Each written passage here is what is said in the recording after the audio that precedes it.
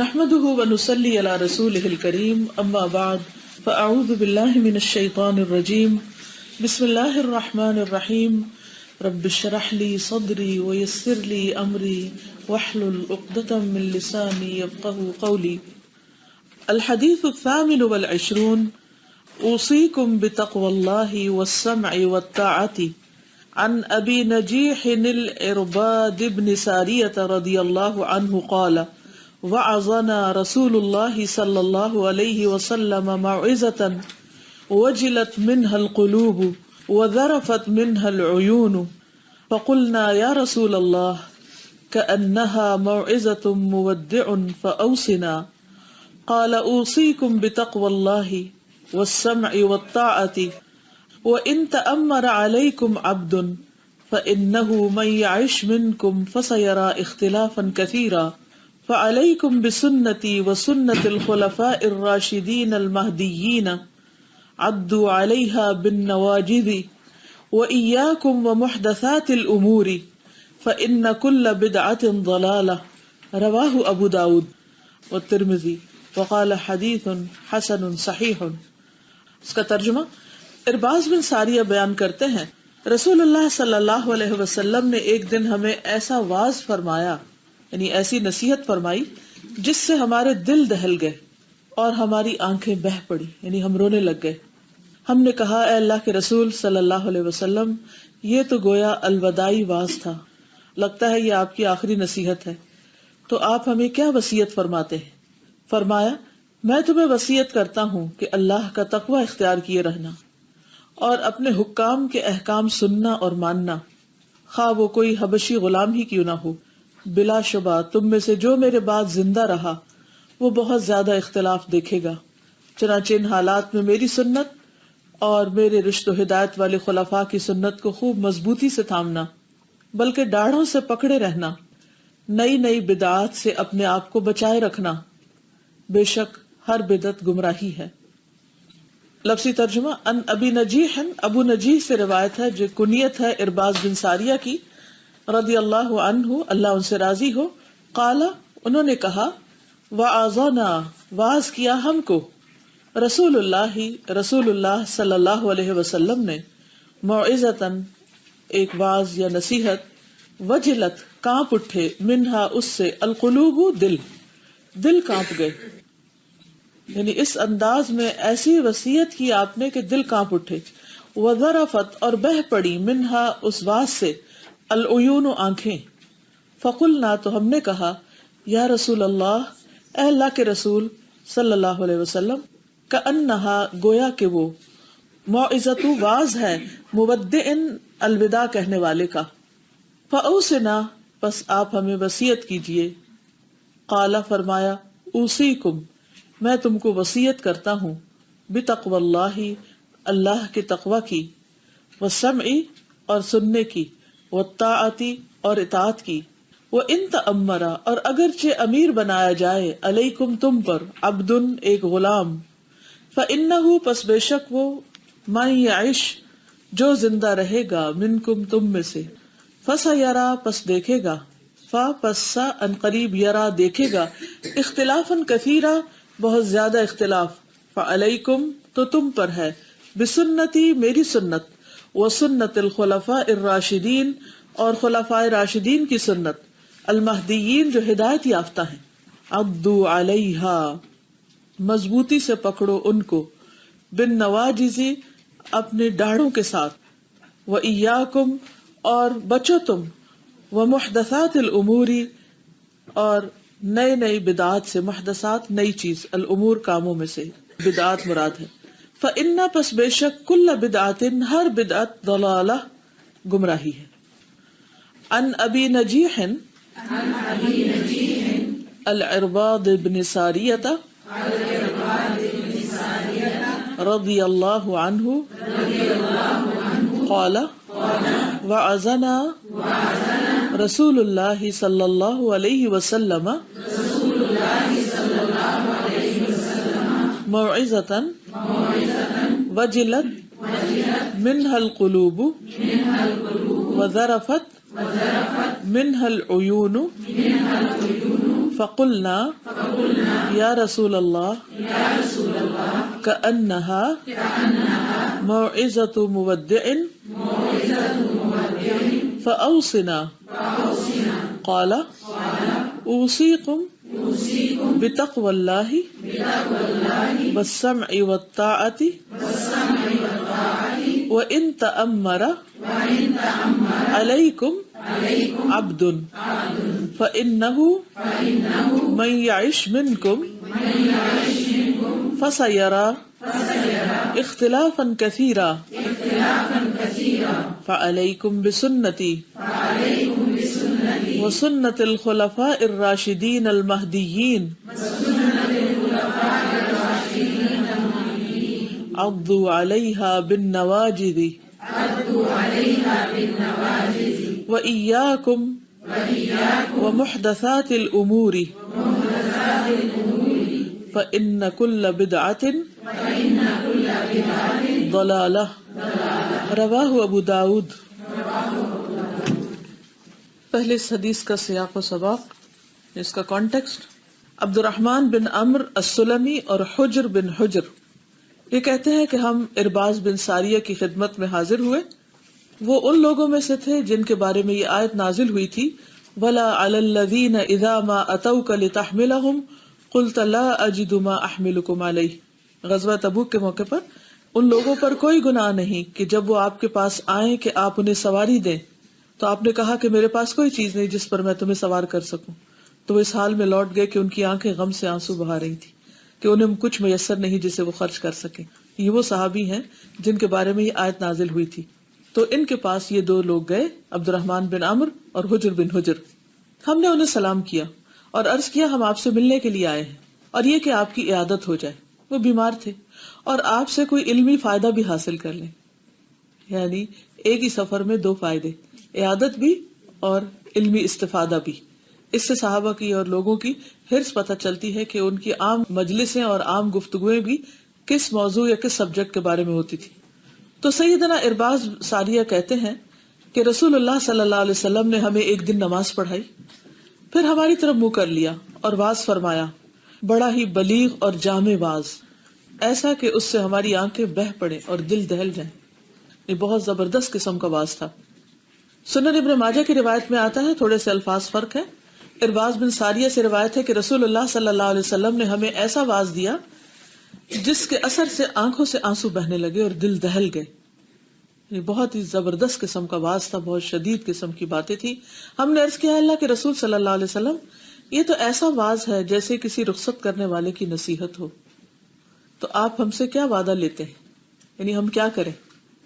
نبی صلی اللہ علیہ وسلم نے فرمایا میں تمہیں روشن شریعت پر چھوڑ رہا ہوں، یعنی میں جا رہا ہوں لیکن شریعت تمہارے پاس ہے جس کی رات بھی دن کی طرح روشن ہے، یعنی کچھ مشکل نہیں اس کو سمجھنا۔ میرے بعد اس سے وہی شخص کجربی اختیار کرے گا، وہی شخص ڈیویٹ کرے گا جو ہلاک ہونے والا ہے، یعنی اصل کو چھوڑ کے اور چیزوں میں پڑ جائے گا۔ تم میں سے جو کوئی زندہ رہے گا وہ جلد بہت اختلاف دیکھے گا۔ یہ نبی صلی اللہ علیہ وسلم فرما رہے ہیں صحابہ کو کہ تم میں سے جو زندہ رہے گا وہ بہت اختلاف دیکھے گا، کیونکہ جب لوگ اصل راستے کو چھوڑ دیتے ہیں تو پھر اختلاف پیدا ہوتے ہیں۔ لہٰذا تمہیں میری سنت اور ہدایت یافتہ خلفائے راشدین کا جو طریقہ معلوم ہو اسی کو اختیار کرنا۔ کتنی کلیئر گائیڈنس دی کہ اختلاف کے موقع پر کس چیز کو لینا، اپنی آراء کو نہیں، اپنے بڑوں کو نہیں، بلکہ کس کو؟ میرے طریقے کو اور میرے خلفائے راشدین کے طریقے کو، بس کافی ہے وہ۔ اسے ڈاڑھوں کے ساتھ مضبوطی سے پکڑنا اور امیر کی اطاعت کو لازم پکڑنا، یعنی جو بھی تم پر سردار مقرر کیا جائے، لیڈر مقرر کیا جائے، اس کی بات ماننا، اگرچہ وہ حبشی غلام کیوں نہ ہو، کیونکہ مومن تو نکیل والے اونٹ کی طرح ہوتا ہے، جہاں لے جایا جائے چلا جاتا ہے، یعنی بات ماننے میں وہ ضد نہیں کرتا۔ ایک اور روایت سے پتہ چلتا ہے کہ یہ واز جو تھا یہ فجر کی نماز کے بعد تھا۔ ارباز بن ساریہ کو سلام کیا ان دو لوگوں نے، کہا ہم آپ سے ملنے کے لیے آئے ہیں اور آپ کی عادت کے لیے اور علمی استفادے کے لیے۔ تو انہوں نے فرمایا کہ ایک مرتبہ رسول اللہ صلی اللہ علیہ وسلم نے ہمیں فجر کی نماز پڑھائی، پھر ہماری طرف متوجہ ہو کر ہمیں یہ واز کیا، اور پھر ایسا واز تھا جس سے دل لرزنے لگے، اور یہ باقی حدیث اسی طرح ہی روایت ہوئی ہے۔ تو سب سے پہلے آتا ہے کہ وَأَذَنَا رسول اللہ صلی اللہ علیہ وسلم موعظة وجلت منها القلوب، کہ رسول اللہ صلی اللہ علیہ وسلم نے ہمیں واعظ کیا، واعظ دیا. ایک ہوتا ہے واعظ اور ایک ہوتی ہے نصیحت اور ایک ہوتی ہے تعلیم اور ایک ہوتی ہے وصیت، تو ان دو میں تھوڑا تھوڑا فرق ہے. واعظ ایسی چیز کے ساتھ نصیحت کرنے کو کہتے ہیں جو دل کو نرم کر دے. واعظ ایسی نصیحت جو دلوں کو نرم کر دے، خواہ یہ واعظ جنت کی رغبت دلانے کے لیے ہو یا جہنم سے ڈرانے کے لیے ہو. تو نبی صلی اللہ علیہ وسلم اپنے اصحاب کو واعظ کیا کرتے تھے، لیکن کبھی کبھی اس میں ناغہ بھی کر دیتے تھے. ہر وقت واعظ نہیں کرتے تھے، ہر روز نہیں کرتے تھے، کیونکہ جو چیز ہر روز ہونے لگے پھر وہ اپنا اثر کھو دیتی. لیکن واعظ کیسا تھا؟ وجلت منها القلوب، کہ اس سے دل ڈر گئے، کانپ اٹھے. جیسے اللہ تعالیٰ ارشاد فرماتے ہیں الذین اذا ذکر اللہ وجلت قلوبہم، کہ وہ لوگ کہ جب اللہ کا ذکر کیا جائے تو اس سے ان کے دل ڈر جاتے ہیں. تو اس سے یہ پتہ چلتا ہے کہ اصل واعظ وہ ہوتا ہے جو دلوں پر اثر کر جائے، دل ڈر جائے، کیونکہ ڈر انسان سے بڑے بڑے کام کروا لیتا ہے. وَذَرَفَتْ مِنْهُ الْعُيُونُ، اور اس سے آنسو بہ نکلے، یعنی آنکھیں بہنے لگ گئی. تو اچھا واعظ جو ہوتا ہے وہ انسانوں کے دل بدل دیتا ہے، انسانوں کے عمل بدل دیتا ہے، ان کی زندگیوں کے اندر ایک بہت بڑا انقلاب آ جاتا ہے، وہ پلٹ جاتے ہیں. اور واعظ کا مقصد بھی یہ ہوتا ہے کہ دلوں کو جھنجھوڑا جائے، ہلایا جائے، تاکہ وہ اپنی غفلت سے جاگ اٹھے، وہ اپنی نیند سے اڑ جائیں. وہ دنیا کی جس محبت میں ڈوبے ہوئے ہیں اور جن چیزوں میں پڑے ہوئے ہیں، جن پیٹی چیزوں میں، حقیر چیزوں میں، وہ ان سے اٹھ کر بڑے مقاصد کو دیکھیں، اپنی آخرت کو دیکھیں، اپنے انجام کو دیکھیں. اللہ سبحانہ وتعالیٰ نے نبی صلی اللہ علیہ وسلم کو بھی تلقین فرمائی وَذَكِّرْ فَإِنَّ الذِّكْرَى تَنفَعُ الْمُؤْمِنِينَ، آپ نصیحت کیجئے کیونکہ نصیحت مومنوں کو فائدہ دیتی ہے. یعنی ہم سب انسان ہیں اور ہمارے اندر ایک غفلت پائی جاتی ہے اور ہمارے دل بھی بدلتے رہتے ہیں. ایک وقت میں ہم ایک چیز کو بہت امپورٹنس دیتے ہیں اور کچھ دن کے بعد وہی چیز ہمارے نزدیک ان امپورٹنٹ ہو جاتی ہے، حالانکہ وہ بہت امپورٹنٹ ہوتی ہے، مگر ہم انسان ہیں، ہماری کیفیات بدلتی رہتی. تو ایسے میں پھر اس چیز کی ضرورت ہوتی ہے کہ واپس اس چیز کی امپورٹنس کو یاد دلایا جائے اور نصیحت کی جائے، کیونکہ نصیحت فائدہ دیتی ہے اگر اندر ایمان کی چھوٹی سی بھی چنگاری موجود ہو دل میں. تو اس آیت میں نبی صلی اللہ علیہ وسلم کو خصوصی طور پر نصیحت کرنے کا، واعظ کرنے کا حکم دیا گیا کہ آپ ایسا کیجئے، کیونکہ آپ اسی کام کے لیے بھیجے گئے. تو نبی صلی اللہ علیہ وسلم نے اپنی اس ڈیوٹی کو پورا کیا. آپ کا ایک کام تعلیم دینا بھی تھا. تعلیم جو ہوتی ہے ضروری نہیں کہ اس کے اندر واعظ کی کیفیت ہو، تعلیم کے اندر واعظ ہو بھی سکتا ہے اور تعلیم تھوڑی ٹیکنیکل بھی ہو سکتی ہے. لیکن واعظ آپ یوں سمجھے کہ جیسے ایک پبلک سپیچ یا ایک لیکچر ہوتا ہے کہ جس میں خاص طور پر لوگوں کو ہلایا جاتا ہے. وہ چھوٹے چھوٹے جزیات پر مبنی نہیں ہوتا بلکہ اوور آل انسان کو ہلانے کے لیے، اس کے اندر جوش پیدا کرنے کے لیے، جذبہ پیدا کرنے کے لیے، عمل کی قوت اور تحریک اور موٹیویشن لانے کے لیے ہوتا ہے.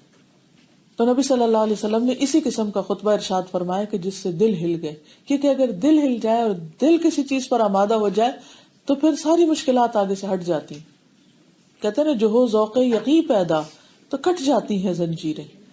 کہ جب انسان کو یقین ہو کہ جو کچھ وہ کر رہا ہے یا کرنے جا رہا ہے وہ بالکل صحیح ہے اور یہ ہونا چاہیے، تو پھر ساری رکاوٹیں خود دور ہونے لگتی. اور اگر انسان کا اپنا من نہ ہو، اپنا دل نہ چاہتا ہو، تو چھوٹے چھوٹے مسائل بہت بڑے نظر آتے ہیں. تو مؤثر واعظ جو ہوتا ہے اس میں 3 چیزیں ہوتی ہیں. نمبر 1 کہ ٹاپک جو ہے وہ امپورٹنٹ ہو، موضوع اہم ہو. نمبر 2 واعظ جو ہے اس کے اندر اس کی ابیلٹی ہو کہ وہ صحیح طور پہ واعظ کر سکے، یعنی اسپیکنگ پاور ہو. بڑی سے بڑی مؤثر بات، اچھے سے اچھا کانٹینٹ، اگر ڈیلیوری اچھی نہ ہو، کہنے والے کے اندر طاقت نہ ہو، جذبہ نہ ہو، اس کے اپنے اندر کنوکشن نہ ہو، یقین نہ ہو، تو وہ دوسروں کو کنونس نہیں کر سکتا، چاہے وہ کتنی ہی دلیلیں دیتا چلا جائے. تو اصل بات یہ ہے کہ جو واعظ کر رہا ہو وہ اس چیز کو عین الیقین اور حق الیقین سمجھے، بالکل سچ سمجھے، تو اس کے کلام میں اثر پیدا ہو جائے گا. اور نمبر 3 اس کا انداز اچھا ہو جو دلوں کو موہ لینے والا ہو، جو دلوں پر اثر کرنے والا ہو. یعنی انداز، واعظ اور ٹاپک تینوں چیزیں اچھی ہوں. اور پھر ماحول بھی اثر کرتا ہے کہ آپ کس وقت کہاں کس کی کمپنی میں بیٹھے ہوئے ہیں. بعض اوقات آپ ایک ہی لیکچر ایک ہی بات کسی کے منہ سے سنتے ہیں تو آپ پر کوئی اثر نہیں ہوتا، وہی حدیث وہی بات کسی دوسرے کے منہ سے سنتے ہیں آپ کی آنکھیں بہنے لگتی. وہی بات آپ ایک ریکارڈنگ میں سنتے ہیں تو اس کا اثر کچھ اور ہوتا ہے. وہی بات ایک بندے کے سامنے کھڑے ہو کے سنتے ہیں، وہ آنکھوں میں آنکھیں ڈال کے آپ سے بات کر رہا ہوتا ہے تو اس کی تاثیر کچھ اور ہوتی ہے. تو اصل چیز ہے مقصد، کہ مقصد حاصل ہو جس بھی طریقے سے ہو، لیکن اس کے ساتھ ساتھ قابل فہم انداز ہو. ایسا نہ ہو کہ انسان بعض میں ایسی لفاظی اور ایسے جملے اور ایسے باتیں شروع کر دے کہ جو دوسروں کی سمجھ میں کچھ نہ آئے. قابل فہم ہونا چاہیے، کیونکہ رسول اللہ صلی اللہ علیہ وسلم کی گفتگو میں ٹھہراؤ بھی ہوتا تھا. یعنی اچھا واز ضروری نہیں کہ بہت فاسٹ سپیڈ میں کیا جائے، آہستہ بھی کیا جا سکتا لیکن دلوں میں اترنے والا.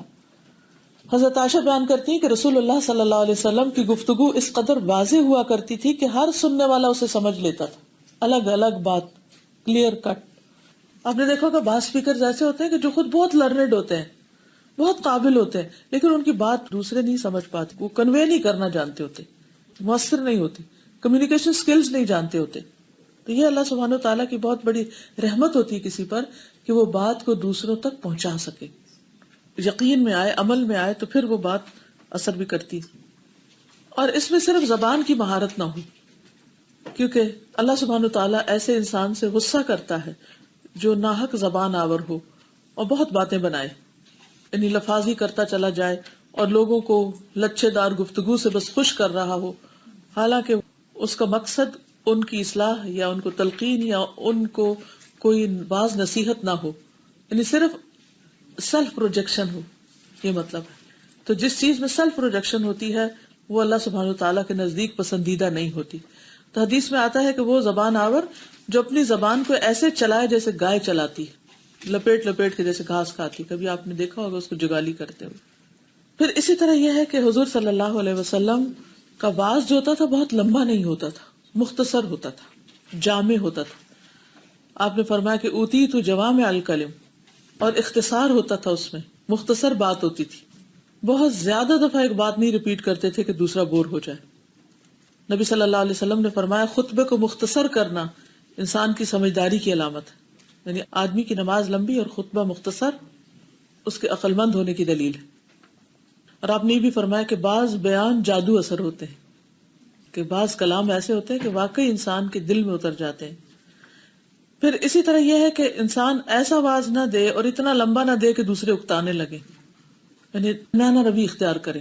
تعلیم کی مجالس لمبی ہو سکتی ہیں کہ ایک ٹاپک کمپلیٹ ہو جائے، ایک بات مکمل ہو جائے، لیکن واز جس کا مطلب دلوں کو شیک کرنا اور دلوں کو موو کرنا ہے وہ مختصر ہونا چاہیے، چھوٹا ہونا چاہیے. پھر اسی طرح یہ ہے کہ واز ہفتے میں 1 دفعہ ہو سکتا ہے، 2 دفعہ ہو سکتا ہے، 3 دفعہ ہو سکتا ہے، لیکن ہر روز نہیں ہونا چاہیے واز، کیونکہ اس سے لوگ اکتا جاتے ہیں. ابن عباس کہتے ہیں کہ لوگوں کو ہفتے میں 1 دفعہ واز کیا کرو، جمعے کے دن، جیسے جمعے کا خطبہ ہوتا ہے.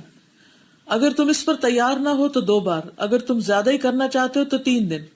اور لوگوں کو اس قرآن سے اکتا نہ دینا، یعنی اتنا نہ ان کے پیچھے پڑنا کہ وہ بور ہو جائیں. ایسا نہ ہو کہ تم کچھ لوگوں کے پاس پہنچو، وہ اپنی باتوں میں مصروف ہو اور تم پہنچتے ہی ان سے اپنی بات یعنی واز بیان کرنے لگو اور ان کی آپس کی گفتگو کو کاٹ دو. اس طرح وہ اکتا جائیں گے کیونکہ ان کا وہ دل نہیں ابھی اس طرف آیا. تو ہمیشہ واز سے پہلے تھوڑا سا ماحول پریپیئر کرنا چاہیے، بلکہ تمہیں خاموش رہنا چاہیے. جب وہ تم سے کہیں پھر تم انہیں اپنی بات سناؤ، یعنی لوگوں کے سر پہ مسلط نہ ہونا، اس طرح کہ وہ بھی اس کے خواہش مند ہو، ان کے اندر طلب ہو، تڑپ ہو، ڈیمانڈ ہو. شقیق کہتے ہیں کہ ہم حضرت عبداللہ کے دروازے پر ان کے انتظار میں بیٹھے ہوئے تھے. ہمارے پاس سے یزید بن معاویہ کا گزر ہوا تو ہم نے کہا کہ عبداللہ کو ہمارے یہاں حاضر ہونے کی اطلاع دے دیں. تھوڑی دیر بعد عبداللہ آ گئے اور کہا کہ مجھے تمہارے آنے کی اطلاع دی گئی اور مجھے تمہاری طرف آنے سے اس بات کے سوا کسی چیز نے نہیں روکا کہ میں تمہیں تنگ دل کرنے کو پسند نہیں کرتا، یعنی میں تم پہ مسلط نہیں ہونا چاہتا اور تمہیں تنگ نہیں کرنا چاہتا، بور نہیں کرنا چاہتا. پھر اسی طرح یہ ہے کہ وائس کا پرپس کیا ہونا چاہیے، جو اسپیکر ہے، اسپیکر کہہ لیتے ہیں، یہاں ایزی سمجھ آئے گا. اسپیکر کا پرپس کیا ہونا چاہیے، ایم کیا ہونا چاہیے کہ بات لوگوں کی سمجھ میں آ جائے، ان کے دل میں اتر جائے. رسول اللہ صلی اللہ علیہ وسلم جب خطبہ دیتے تھے تو آپ کی آنکھیں سرخ ہو جاتی، آپ کی آواز بلند ہو جاتی اور غصہ شدید ہوتا، گویا آپ کسی ایسے لشکر سے ڈرا رہے ہوں جو صبح یا شام حملہ کرنے والا ہے. یعنی اتنا شدید قسم کا فورسفل آپ کا انداز ہوتا تھا. یہ تعلیم کی بات نہیں ہو رہی، یہ خطبے کی بات ہو رہی ہے، اسپیچ کی بات ہو رہی ہے. ٹیچنگ اور اسپیکنگ میں فرق ہوتا ہے. سماک کہتے ہیں میں نے نعمان کو چادر اوڑھے ہوئے خطاب کے دوران یہ کہتے ہوئے سنا کہ میں نے رسول اللہ صلی اللہ علیہ وسلم کو خطبہ دیتے ہوئے سنا. آپ فرما رہے تھے میں نے تمہیں جہنم سے ڈرا دیا ہے، میں نے تمہیں جہنم سے ڈرا دیا ہے. اگر کوئی شخص اتنی مسافت پر ہوتا تب بھی نبی صلی اللہ علیہ وسلم کی آواز کو سن لیتا. دور دور تک آپ کی آواز جاری تھی، بہت زور سے آپ بول رہے تھے. تو تعلیم کے وقت آپ کی آواز ہلکی ہوتی، آہستہ ہوتی، لیکن واز کے وقت زوردار ہوتی. تو موقع، سچویشن اور کراؤڈ اور ضرورت کے مطابق آواز کا اتار چڑھا ہونا چاہیے، یہ مقصد. اگر دیکھا جائے تو نبی صلی اللہ علیہ وسلم کے انداز تعلیم میں، انداز تبلیغ میں زبردست اسپیکنگ سکلز ملتی. اب اس میں بڑے بڑے کورسز ہوتے ہیں اور اتنے مہنگے مہنگے کہ جس میں اسپیکنگ سکلز سکھائی جاتی ہیں. وہ ساری نبی صلی اللہ علیہ وسلم کی سنت میں ہمیں خوب ملتی ہیں اگر غور سے ان کو مطالعہ کیا جائے. تو نبی صلی اللہ علیہ وسلم جب ممبر پر ہوتے، جب خطبہ دے رہے ہوتے، جب ڈرا رہے ہوتے لوگوں کو، تو آپ کا چہرہ، آپ کا انداز، آپ کی آواز، ہر چیز ایک خاص انداز میں ہوتی کہ لوگ سمجھتے کہ جیسے ابھی عذاب آ جائے گا. یعنی اتنا ڈر جاتے تھے لوگ. اور جب آپ کی یہ کیفیت ختم ہوتی، آپ ممبر سے اتر آتے، وہ کام پورا ہو جاتا، تو میں دیکھتا کہ آپ تمام لوگوں سے زیادہ کھلے چہرے والے ہوتے اور آپ سب سے زیادہ مسکرانے والے اور خوش روح ہوتے. یعنی یہ نہیں کہ ایک دفعہ اگر خطبہ دیا تو سارا دن خطبہ دیتا چلا جائے انسان اور سارا دن پھر موڈ آف کر لے. اور یہ بھی مطلب نہیں کہ ایک وقت میں وہ خطبے میں ڈرا رہا ہے اور دوسرے وقت میں وہ کہکے لگانا شروع کر دے، یہ بالکل غافل نظر آئے. نہیں، مطلب یہ ہے کہ جس وقت جو کام کرنا ہو اس میں پوری طرح انسان انگروسڈ ہو، اور پھر جب وہ کام ہو جائے تو اس کے بعد جس دوسری سچویشن میں اس کے مطابق اپنی کیفیت کو لوگوں کے لیے مانوس کر لے. کیونکہ بعض اوقات کسی کو یہ نہیں پتا ہوتا کہ آپ کہاں سے آ رہے ہیں، کیا کر کے آ رہے ہیں. تو وہ کیفیات آپ کے اندر ہونی چاہیے، لیکن آپ لوگوں سے معاملہ کرتے وقت ہر وقت لال آنکھیں اور سرخ غصے میں نظر نہ آئے. ٹھیک ہے. جیسے نبی صلی اللہ علیہ وسلم کا عام معمول کیا تھا کہ وہ نرمی سے بات کرتے تھے، لوگوں کے ساتھ بہت نرم مزاج ہوتے تھے، لیکن ڈسپلن کے وقت یا اگر کوئی اللہ کی حد توڑتا تھا تو اس وقت غصے میں بھی ہوتے تھے. لیکن اس کا یہ مطلب نہیں کہ ایک دفعہ غصہ آ گیا تو پھر سارا دن ہی غصہ رہا، ایسا کبھی نہیں ہوتا تھا. آپ فوراً اپنی کیفیت میں تبدیلی لا کے نارمل ہو جاتے تھے. اور یہ ایک بہت بڑی کوالٹی کہ جس وقت جو چیز ہونی چاہیے اس وقت تو وہ کی جائے، لیکن پھر اس کیفیت سے باہر آیا جائے. تو نبی صلی اللہ علیہ وسلم نے جب خطبہ دیا اور یہ واز کیا تو لوگوں نے سمجھا کہ یہ اب کوئی ایسا واز ہے کہ جس میں آپ ہم سے جدا ہونے والے ہیں، آپ کی کوئی آخری نصیحت ہے. تو لوگوں کے آنسو بہنے لگے اور انہوں نے کہا کہ لگتا ہے کہ آپ ہمیں موعظۃ المودع یعنی الوداع کہنے والے کی طرح کی نصیحت کر رہے ہیں. تو آپ نے کیا واز کیا، ان کو کیا نصیحت کی؟ کیونکہ صحابہ نے کہا کہ آپ ہمیں کچھ اور بتائیے. تو آپ نے فرمایا اوصیکم بتقوی اللہ، میں تمہیں اللہ کے تقوی کی وصیت کرتا ہوں، میں تمہیں اللہ سے ڈرنے کی تاکید کرتا ہوں. یہ جو وصیت ہے تقوی کی، یہ اس موقع پر بھی ملتی ہے اور مواقع پر بھی. اگر کوئی آپ کو بھی یہ کہے کہ ہمیں کوئی وصیت کرے، نصیحت کرے، تو اس میں بھی تقوی جو ہے اس کی وصیت بہت اہم ہے. اس کی دلیل ہمیں قرآن مجید سے بھی ملتی ہے. سورۃ النساء آیہ 131 میں اللہ تعالیٰ فرماتے ہیں وَلَقَدْ وَصَّيْنَا الَّذِينَ أُوتُوا الْكِتَابَ مِنْ قَبْلِكُمْ وَإِيَّاكُمْ أَنِ اتَّقُوا اللَّهَ، بلا شبہ یقیناً ہم نے ان لوگوں کو بھی جنہیں تم سے پہلے کتاب دی گئی اور تمہیں بھی تاکیدی وصیت کرتے ہیں، تاکیدی حکم دیتے ہیں. وصینا، کیا؟ اللہ کا تقوی اختیار کرو. تو ہم سب کے لیے کیا لازم ہے؟ ایک دوسرے سے جدا ہوتے وقت کس چیز کی یاد دہانی کرائیں؟ کہ اللہ سے ڈرتے رہو. کیونکہ جو اللہ سے ڈرتا ہے اس کے سارے معاملات درست رہتے ہیں، اور جہاں انسان اللہ سے نہیں ڈرتا اور شیطان اس پہ غالب آ جاتا ہے وہیں خرابیاں پیدا ہو جاتی ہیں. جب انسان اللہ سے ڈرتا ہے سوچ سمجھ کے بات کرتا ہے، کسی کو ہرٹ نہیں کرتا، سوچ سمجھ کے فیصلے کرتا ہے، ٹھنڈے دل سے سوچتا ہے، بڑے مقاصد کو سامنے رکھتا ہے. ورنہ اگر وہ اپنے نفس سے مغلوب ہو جاتا ہے تو پھر اس وقت اس کو بھول جاتا ہے کہ اس کے کرنے کا کام کیا ہے. تو تقوی جو ہے وہ دیکھا جائے تو وہ اصل میں مطلوب ہے. اللہ تعالیٰ نے ہمیں عبادت کا حکم اس لیے دیا تاکہ ہمارے اندر تقوی پیدا ہو. یا ایھا الناس اعبدوا ربکم الذی خلقکم والذین من قبلکم لعلکم تتقون. اور ذالک الکتاب لا ریب فیہ ھدی للمتقین. تو تقوی ہے کیا دراصل؟ تقوی ہوتا ہے علم اور بصیرت کی بنا پر اللہ کے حکم کی تعمیل کرنا اور اس کی منع کی ہوئی چیزوں سے رکنا. یعنی علم اور بصیرت کی بنا پر، یعنی ایک ہوتا ہے ڈر بس صرف سنی سنائی باتوں سے. مثلا آپ کبھی ہوتا ہے نا کسی مجلس میں بیٹھے ہوئے تو لوگ طرح طرح کے قصے بیان کرتے ہیں، اس سے کیا ہوتا ہے. مثلا ابھی ریسنٹلی جو واقعہ ہوا لندن میں، تو آپ نے دیکھا ہوگا جس مجلس میں آپ بیٹھتے ہیں تو لوگ وہاں اس کے جو آفٹر افیکٹس ہیں ان کے بارے میں باتیں کرتے ہیں، پھر کچھ ماضی کی باتیں ڈھونڈ لاتے ہیں کہ 9/11 کے بعد کیا ہوا تھا، پھر کچھ اور باتیں، اور ایسی ایسی کہانیاں سناتے ہیں، کوئی اپنے نیبرز کی، کوئی اپنی، کوئی کسی کی، کہ اس مجلس میں ایک ہراس سا طاری ہو جاتا ہے کہ اچھا پتہ نہیں کیا ہوگا، اب پتہ نہیں ہمارا کیا بنے گا، اور ہم گھر سے نکلیں بھی کہ نہ نکلیں، اور ہم جو کام کر رہے ہیں وہ کریں بھی کہ نہ کریں، اب تو خطرہ ہی خطرہ ہے. حالانکہ بہت سے خطرات ہمارے ذہن کی پیداوار ہوتے ہیں، ان کی کوئی حقیقت نہیں ہوتی. تو اس وقت پوری طرح سچویشن کو انالائز کرنا چاہیے کہ ٹھیک ہے ایک واقعہ ہے، ہو گیا اور اس کے آفٹر ایفیکٹس بھی ہو سکتے ہیں، لیکن باقی ہم نے کون سی چیز روک دی کہ مسجد جانا روک دے؟ کھانا پینا روکا ہے، گروسری کرنی ہے، جاب پہ جانا، ہر جگہ جا رہے ہیں نا، جہاں جہاں بھی جانا ہوتا ہے. تو لوگ صرف مسجد جانے سے رک جاتے ہیں یا دین کے کام سے رک جاتے ہیں اور پیچھے ہٹ جاتے ہیں کہ شاید ہمارے اوپر کوئی وبال آ جائے گا. حالانکہ اس ڈر کو اس وقت کیش کرنا چاہیے اللہ کے ڈر میں. اللہ سے ڈرنا چاہیے کہ ہم بندوں سے اتنا ڈرتے ہیں، حالات سے اتنا ڈرتے ہیں اور اللہ سے نہیں ڈرتے. لوگوں کے ڈر سے ہم اللہ کی اطاعت چھوڑ دیتے ہیں اور اللہ کے ڈر سے ہم بندوں کی بات ماننا نہیں چھوڑتے، بندوں کی ناراضگی نہیں مول لیتے. تو کس کا ڈر زیادہ ہے؟ اللہ کا زیادہ ہونا چاہیے. کیوں نہیں اللہ کا ڈر زیادہ؟ کیونکہ علم اور بصیرت نہیں، علم کے سور سے منقطع ہے، تو اللہ کا ڈر نہیں ہوتا. دیکھیے صرف ڈیفینیشن لکھنا کافی نہیں ہے.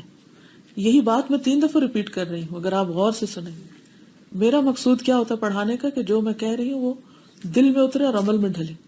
ورنہ تو اگر جو کاپی میں آپ لکھیں گے نا، ادھر ہی بند ہوگا اور کاپی ادھر چلی جائے گی شیلف میں، اور آپ اس کے بغیر خالی خولی پھر رہے ہوں گے. پھر اصل مقصد کیا ہے کہ بات دل میں اتر کے سمجھ آ جائے کہ تقویٰ ہوتا ہے علم اور بصیرت کی وجہ سے اللہ کا حکم ماننا اور برائیوں کو چھوڑنا. یعنی جو میں مثال دے رہی ہوں نا، کہ جب آپ کی معلومات خواہ غلط ہوں اور لوگ آپ کو طرح طرح کے قصے سنا رہے ہوں تو آپ کے اندر ڈر پیدا ہوتا ہے. اس ڈر کی وجہ سے آپ کچھ چیزیں چھوڑ دیتے ہیں. تو عام طور پہ ہم کیا چھوڑتے ہیں؟ کیا چھوڑتے ہیں بتائیے؟ ہر وہ چیز جس سے دنیا کا نقصان ہو وہ چھوڑ دیتے، چاہے وہ دین ہی کیوں نہ ہو. اسی طرح جب دین کا علم ہوگا تو کیا چھوڑیں گے؟ وہ کام جو اللہ کو پسند نہیں. کیونکہ علم آیا، اور صرف علم نہیں، بصیرت بھی آئی. بصیرت دل کی روشنی ہوتی ہے، وہ جب آتی ہے جب وہ علم دل میں اترتا ہے. ٹھیک ہے نا؟ بصیرت کیا ہوتی ہے؟ دل کی روشنی، دل کی آنکھوں سے دیکھنا. سر کی آنکھوں سے انسان صرف سامنے کی چیزیں دیکھتا ہے، اور جب یہ روشنی اندر جاتی ہے آنکھوں سے دل تک تو پھر دل کی ایک آنکھ کھل جاتی ہے، اور اس سے پھر انسان بڑے نفع نقصان کو دیکھ پاتا ہے. حضرت ابراہیم علیہ السلام آگ میں پھینکا جا رہا تھا، ان کو جبریل علیہ السلام آئے اور کہا کہ کیا میں آپ کی مدد کروں؟ انہیں آگ نظر آ رہی ہے اپنی سر کی آنکھوں سے، لیکن بصیرت کی آنکھوں سے دیکھ رہے ہیں. کیا کہتے ہیں؟ حسبی اللہ و نعم الوکیل. مجھے آپ کی مدد نہیں، اللہ کی مدد چاہیے. اس وقت آپ کچھ نہیں کر سکتے، اللہ ہی کرے گا جو کرے گا. یہ کون کہہ سکتا ہے کہ ظاہر کی آنکھوں سے خطرہ دیکھتے ہوئے بھی اتنا یقین کہ میں رب کی خاطر کر رہا ہوں، رب مجھے ضرور بچائے گا، وہ ضرور میری حفاظت کرے گا. تو یہ تھا وہ ایمان جو ابراہیم علیہ السلام کے دل میں اترا، اور اس طرح اترا کہ کسی کا خوف باقی نہیں رہا. نہ نمرود کا خوف باقی رہا، اور نہ قوم کا خوف باقی رہا، اور نہ ماں باپ کا خوف باقی رہا، کیونکہ ان کو اصل نفع نقصان سمجھ میں آ گیا کہ اگر شرک کیا تو رب کائنات ناراض ہو جائے گا. لیکن ہم لوگ بعض اوقات علم رکھتے بھی ہیں لیکن بصیرت نہیں ہوتی نا، دل میں روشنی نہیں ہوتی، تو اللہ کی ناراضگی کی فکر ہی نہیں رہتی. اس لیے تقویٰ نہیں آتا، اس لیے عمل نہیں بدلتا، اسی لیے آیات سمجھ نہیں آتی. دیکھیں نا، ایک شخص ایک آیت پڑھتا ہے، سنتا ہے، اس کو فوراً سمجھ آ جاتا ہے کہ آیت کیا کہہ رہی ہے اور مجھے کیا کرنا ہے۔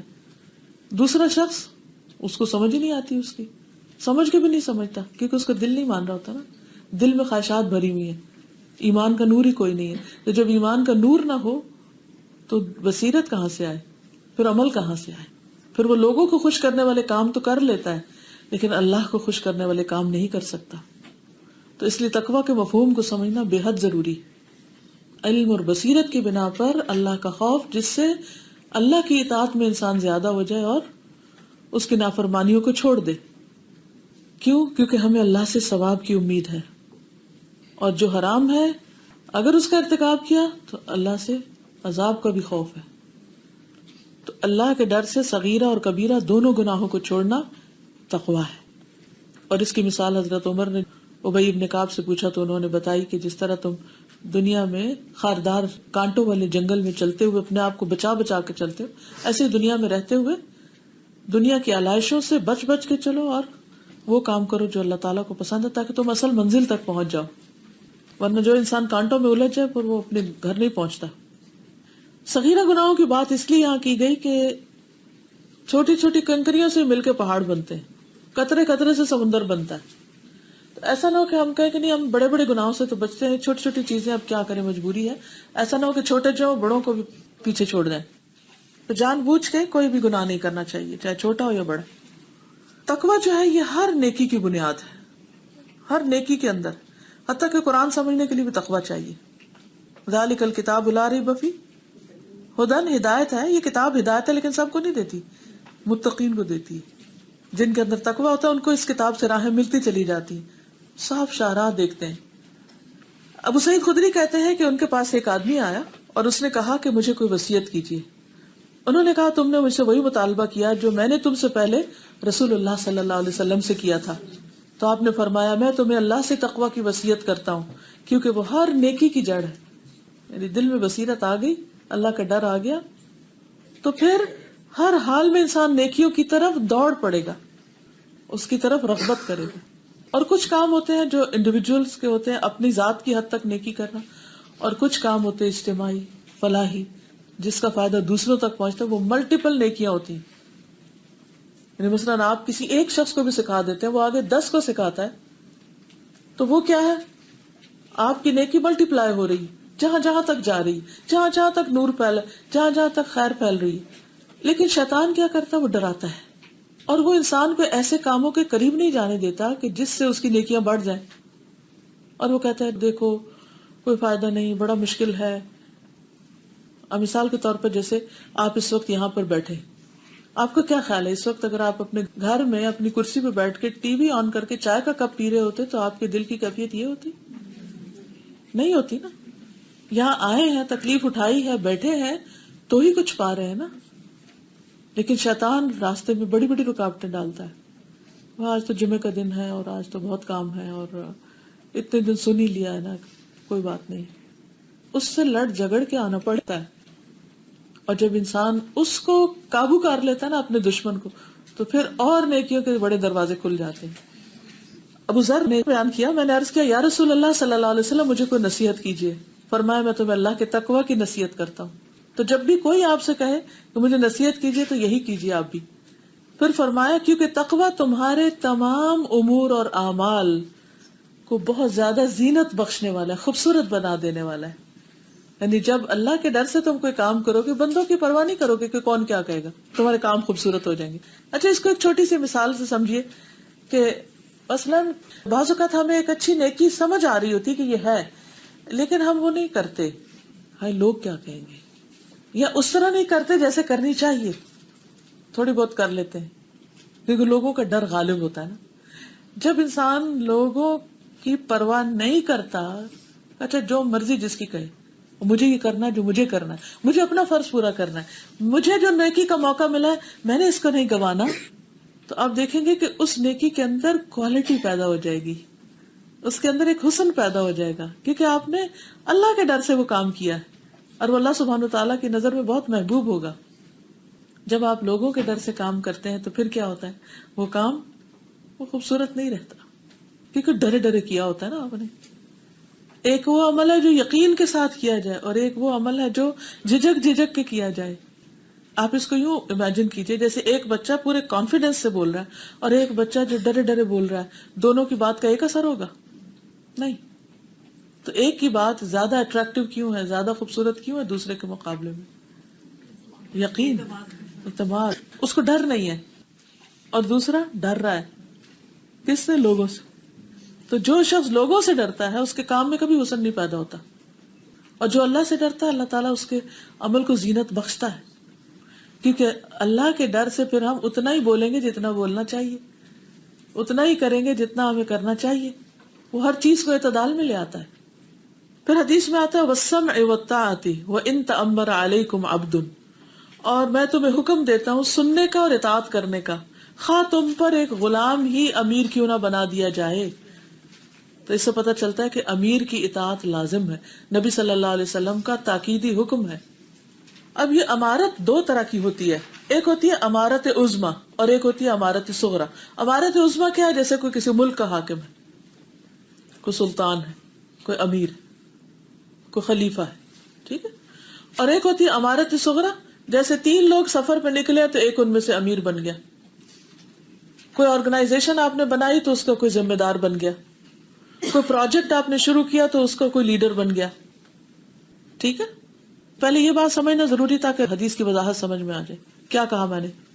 امت مسلمہ اس حدیث کے مفہوم سے پوری طرح واقف نہیں یا اس پر عمل نہیں کرتی. امارت یعنی حکومت یا اقتدار 2 طرح کا ہوتا ہے. کون سا؟ کبرا صغرا کہہ رہے ہیں یا عظمی اور ادنا کہہ لیں، چھوٹا بڑا کہہ لیں. ایک چھوٹی ایک بڑی. بڑی کون سی ہوتی؟ جیسے کوئی ملک کا حاکم، جیسے کوئی وزیر اعظم یا کوئی پریزیڈنٹ ہو تو وہ ٹاپ پر ہے سب کے. صغرا میں کیا آتا ہے؟ چھوٹی چھوٹی، کہیں بھی جہاں 3 لوگ اکٹھے ہوں، چاہے وہ نماز میں، چاہے وہ کسی سفر میں. نماز میں امام جب بنایا جاتا ہے تو مقصد کیا ہوتا ہے کہ اس کے پیچھے چلو، یہ نہیں کہ اپنی نماز بیچ میں شروع کر دو. انما الامام لیؤتم بہ، امام اسی لیے بنایا جاتا ہے کہ تم اس کی امامت کو لو، کہ اس کی اقتداء کرو، اس کی پیروی کرو. جیسے سفر میں 3 لوگ، حدیث میں آتا ہے نا واضح طور، 3 لوگ جہاں اکٹھے ہوں تو ایک ان کا ذمہ دار بن جائے، 2 اس کو فالو کریں. کیوں؟ اس کی ضرورت کیا ہے؟ کوئی آپ میں سے بتایا تاکہ پہلے آپ کو سمجھ آئے کہ یہ آرگنائزیشن ہونی بھی چاہیے کہ نہیں ہونی چاہیے کسی بھی کام کی. کیا فرق ہوتا ہے؟ جیسے گاڑی ہے نا، تو اگر اس کے 2 اسٹیئرنگ ہو، ایک ادھر موڑنے لگے تو دوسرا کہ مجھے یہ سڑک پسند ہے، میں نے ادھر جانا ہے، کیونکہ پہلا ایگزٹ لینا دوسرا کہ نہیں دوسرا لینا، گاڑی چلے گی. یا پیچھے جتنے بیٹھے ہوئے وہ سارے ہی اپنا عمل دخل شروع کر دیں. تو ضروری ہے نا گاڑی کا ڈرائیور. تو ڈرائیور کس کو بنایا جاتا ہے؟ جس کو گاڑی چلانی آتی ہو. پھر جب آپ اس کو بٹھا دیتے ہیں ڈرائیونگ سیٹ پر، پھر آپ کا کیا فرض بنتا ہے؟ اگر کہیں بھولے تو یاد کرا دیں، لیکن ہر وقت اس کو انسٹرکشن مت دیں. کبھی آپ کے ساتھ ایسا ہوا کہ آپ اپنے ہسبینڈ کے ساتھ بیٹھی ہوں اور گاڑی چلا رہے ہیں اور آپ ہر تھوڑی دیر کے بعد کہیں دیکھو دیکھو دیکھو آگے کار آ گئی، دیکھے دائیں نہیں مڑنا، بائیں نہیں جانا، وہ یہ ایگزیکٹ نہیں لینی، وہ نہیں کرنا. پھر کیا ہوتا ہے؟ وہ کیا کہتے ہیں آگے سے؟ یہ تم خود چلا لو، چپ کرو. ٹو مچ انٹرفیئرنس سے کیا ہوتا ہے؟ جو ڈرائیور ہوتا ہے وہ تھک جاتا ہے، وہ چھوڑ کے گاڑی باہر بیٹھ جاتا ہے، خود ہی چلاؤ. گاڑی چلانے سے پہلے بیٹھ کے اتفاق سے طے کر لینا چاہیے کہ جانا کہاں ہے، اپنی منزل، اپنا مقصد اس کو سامنے رکھ لیں کہ وہاں جانا ہے، یہاں پہنچنا ہے. تو بعض اوقات تھوڑے بہت راستے آگے پیچھے ہو جاتے ہیں، ایک سڑک نہیں تو دوسری. کبھی ایسا بھی ہوتا ہے نا ایک پر رش ہوتا ہے تو آپ کیا کرتے ہیں؟ آلٹرنیٹ روٹ لے لیتے ہیں. تھوڑا لمبا ہو جاتا ہے لیکن چلو پہنچ تو جائیں گے نا. اکثر اختلاف کہاں ہوتا ہے؟ ایسے ہی مواقع پر کہ مثلا کہیں رش ہو گیا، کنجیشن ہو گئی، تو ایک کہتا ہے ایگزٹ لے لیتے ہیں، دوسرا کہتا ہے نہیں یہی ٹھیک ہے، مین روڈ ہی ٹھیک ہے. اب وہ ڈرائیور 2 کو تو نہیں راضی کر سکتا کہ دونوں کو کرے گا، نہیں کر سکتا. ایز لانگ ایز، یاد رکھیے شرط، ایز لانگ ایز وہ صحیح رستے پہ جا رہا ہے، منزل کی طرف جا رہا ہے تو اس کا ساتھ دیں. ہاں اگر وہ غلط سڑک پہ چل پڑا ہے تو پھر آپ کے مجھے یہاں اتار دیں، کیونکہ مجھے وہاں نہیں جانا، میری منزل کچھ اور ہے. ٹھیک ہے. لیکن اگر وہ منزل تک ہی پہنچا رہا ہے تو پھر آپ کا فرض بنتا ہے کہ اگر وہ تھوڑے جرکس آ رہے ہیں گاڑی میں یا تھوڑا آلٹرنیٹ روٹ لے لے یا کچھ، تو پھر اس پر پریشانی کی ضرورت نہیں، صبر کر جائیں. کیا ہم جہاز میں بیٹھ کے صبر کرتے ہیں؟ کئی دفعہ ایسا ہوتا ہے نا کہ وہ بغیر اس کے اتار لیتے ہیں کہ آگے سگنل نہیں ملا، یا ایئرپورٹ پہ کھڑے رہتے ہیں گھنٹہ بھر کھڑے رہتے ہیں. تو آپ شور مچا دیتے ہیں، اندر جا کے کہتے ہیں چلاتے کیوں نہیں، چلائیں جہاز. کیوں؟ وہ کہتے ہیں کہ جہاز میں فنی خرابی ہے، نہیں چل سکتا، ابھی اس کو ٹھیک کرنا ہوگا پھر چلے گا. تو بہت ساری چیزیں ہوتی ہیں. پیسنجرز ہر چیز کو نہیں سمجھتے ہوتے، وہ پائلٹ ہی سمجھتا ہے. تو پہلے تو پائلٹ کے انتخاب میں آپ جانچ پرکھ لیں، پھر اعتماد کریں اس پر کہ یہ ٹھیک ہی لے جائے گا. اگر آپ کو یہ شک ہو جائے کہ پائلٹ آپ کو رستے میں پٹکائے گا تو پھر آپ نہ چڑھے اس جہاز پہ. تو اصل بات ہے اعتماد کی. رسول اللہ صلی اللہ علیہ وسلم نے کیا فرمایا کہ خواہ حبشی غلام ہی کیوں نہ تمہارا امیر ہو، اس کی شکل و صورت بہت اچھی نہ ہو، لیکن وہ کام جانتا ہو، تو اس کو امیر سمجھو، اس کی بات مانو. جب وہ بات کہے تو سنو، حکم دے تو اطاعت کرو. حالانکہ یہ تقویٰ کے اندر ہی شامل ہے، لیکن الگ سے کیوں فرمایا؟ ان باتوں کی اہمیت کے پیش نظر، ورنہ گاڑی نہیں چلے گی. اسی طرح ایک اور حدیث سے پتہ چلتا ہے کہ اگر امیر کے اندر چھوٹی موٹی خرابیاں ہوں، وہ ذاتی زندگی میں اس کے کچھ نافرمانیاں بھی ہوں، لیکن اجتماعی زندگی کا کام ٹھیک کر رہا ہو، تو بھی اس کی اطاعت کرو. مثلا صحیح مسلم کی حدیث ہے، نبی صلی اللہ علیہ وسلم نے فرمایا، سنو اور اطاعت کرو اگرچہ حکمران آپ کی پیٹھ پہ کوڑے برسائے اور آپ کا مال لے لے. اب یہ ظلم ہے اس کا، لیکن اس کے باوجود تمہیں اس کی بات ماننی ہوگی. یہ نہیں کہ ظلم میں ساتھ دینا ہوگا، جو صحیح باتیں تمہیں کہتا ہے وہ تمہیں کرنی ہوگی. تو وہ شرط نہیں لگا سکتے کہ جب تک تم اپنے رب کی اطاعت نہ کرو تو میں تمہاری اطاعت نہیں کروں گا، یہ نہیں کہہ سکتے. اس کی اطاعت واجب ہوگی جب تک کہ وہ امیر ہے. ہاں اگر وہ آپ کو کہتا ہے کہ آپ ظلم کرو اور آپ کوڑے برساؤ تو وہ آپ نہیں مانیں گے. سمجھ گئے آپ کہ نہیں ہے؟ سمجھ آئے. یہ سمجھنے کا مسئلہ ہے تاکہ بات اس طرح واضح ہو جائے کہ عمل ہو سکے. مثلا سفر میں 3 لوگ جا رہے ہیں، ایک کو امیر بنا لیا. اب رمضان کا مہینہ ہے، اس نے روزہ نہیں رکھا ہوا اور آپ دونوں نے رکھا ہوا ہے جو فالوورز ہیں. جب وہ کچھ کھانے لگے تو آپ کے ہم نہیں تمہیں امیر مانتے کیونکہ تم نے روزہ نہیں رکھا، اور ہم تم سے زیادہ پائس ہے، ہم نے روزہ رکھا ہوا ہے. یہ نہیں کہہ سکتے. کیوں؟ کیونکہ ایک تو سفر میں رخصت ہے، دوسری بات ہے کہ اگر سفر چھوٹا موٹا ہے تو ہو سکتا ہے رخصت نہ ہو اور وہ اس کی کوئی بیماری ہو، کوئی وجہ ہو، آپ اس کو بینیفٹ آف ڈاؤٹ بھی دے سکتے ہیں. تیسرا یہ کہ آپ نے امیر اس کو کیوں بنایا تھا؟ اس کے تقوی کی وجہ سے نہیں بنایا تھا، یہاں اس کے اسکل کی وجہ سے بنایا تھا. اس کو جرنیز کی مینجمنٹ آتی ہے، یعنی ٹریول مینجمنٹ آتی ہے اس کو، تو اس لیے آپ نے اس کو امیر بنایا. یہ ڈرائیور اس لیے بنایا کہ اس کی ڈرائیونگ آتی. اب اگر وہ ذاتی زندگی میں کوئی نافرمانی کر رہا ہے تو آپ یہ نہیں کہہ سکتے کہ میں تمہاری گاڑی سے اتر رہا ہوں. آپ نے دیکھا ہوگا کہ جب مکہ سے مدینہ یا مدینہ سے مکہ جاتے ہیں جو ٹیکسی ڈرائیور ہوتے ہیں، کبھی آپ کو اتفاق ہوا ہوگا کہ وہ نماز کے وقت بھی گاڑی میں بیٹھے رہتے ہیں. تو آپ آ کے یہ تھوڑی کہتے ہیں آپ نے چونکہ نماز نہیں پڑھی اس لیے میں تو اتر رہی ہوں آپ کی گاڑی سے، میرا حج نہیں ہے. کریں گے ایسے؟ آپ نے اس لیے اس کو ڈرائیور مانا ہے، آپ نے امیر مانا ہے اس وقت کہ اس کو ڈرائیونگ آتی ہے، دیٹس اٹ. تو کچھ چیزوں میں اگر اس کے اندر آپ کے معیار کا تقوی نہیں بھی، لیکن وہ جو کام چلا رہا ہے وہ کر سکتا ہے، تو اس کو امیر مانے اور ساتھ اس کی خیرخواہی کرے. اب واپس آئے تو ڈرائیور کو بتائیں کہ بھائی تم بھی نماز پڑھا کرو، یہ فرض بنتا ہے. ٹھیک. ہاں اگر وہ ڈرائیور یہ کہے کہ میں نہیں لے کے جاؤں گا، نماز نہ پڑھو تم بھی، اگر نماز کا وقت گزر رہا ہے، فجر جا رہی ہے اور وہ کہ میں نے نہیں روکنا، تو آپ کہیں گے تم ہمیں اتار دو، ہم کوئی اور گاڑی لے لیں گے، کیونکہ اب وہ آپ کو حکم دے رہا ہے نماز نہ پڑھنے کا. تو ایز لانگ ایز خرابی اس کی ذات تک تھی جو آپ کو نہیں انفلوئنس کر رہی، ٹھیک ہے، لیکن جو چیز آپ کے دین کو نقصان دے رہی ہے تو وہاں آپ اس کی بات نہیں مانیں گے. چلیے آگے ہے کہ کیا امیر کی اطاعت ہر چیز میں لازم ہے یا متعلقہ کاموں میں جو اس کی ڈیوٹی کے اندر شامل ہے؟ جو چیز ڈیوٹی میں آپ کی شامل ہے یا اس کی ڈیوٹی میں شامل ہے، ہر چیز میں نہیں. ٹھیک ہے. اب مثلا آپ ایک آرگنائزیشن میں جاتے ہیں اور وہاں ایک امیر ہے، باقی فالوورز ہیں، کچھ لوگ ذمہ دار ہیں، کچھ فالوورز ہیں. اب جو کام تو اس آرگنائزیشن سے متعلق ہوگا ان سب کو تو کرنا ہوگا، وہ نہیں بتائے بغیر ہی چھٹی کر لی، یہ کام چھوڑ کے بھاگ گئے کہیں. لیکن اگر وہ یہ کہے کہ تم آج کھانا نہیں کھاؤ گے یا تم آج گھر ہی نہیں جاؤ گے، یا وہ کام آپ سے لے جو آپ کر ہی نہیں سکتے، آتا ہی نہیں آپ کو. تو ایسی صورتوں میں جو نافرمانی کی ہو یا آپ کے اوپر ان کی ذمہ داری عائد نہ ہوتی ہو یا اس عمارت سے اس کا کوئی تعلق ہی نہیں، تو وہ نہیں آپ مانیں گے. مثلاً وہ امیر آپ سے کہے کہ آپ اپنے بچے کی شادی فلان جگہ مت کریں، یہ میرا حکم ہے، تو اس میں کیا ہوگا؟ آپ مانیں گے بات؟ نہیں، کیونکہ یہ آپ کو ذاتی زندگی کا مسئلہ ہے، اس کام یا اس آرگنائزیشن سے کوئی تعلق نہیں ہے. تو کچھ کام ہوتے ہیں جو آپ کے اس خاص کام سے متعلق ہوتے ہیں. مثلاً کلاس کے اندر جیسے ایک ٹیچر ہے، وہ یہ تو کہہ سکتا ہے کہ کلاس میں مت کھائیں، لیکن وہ یہ نہیں کہہ سکتا کہ گھر جا کے بھی مت کھائیں.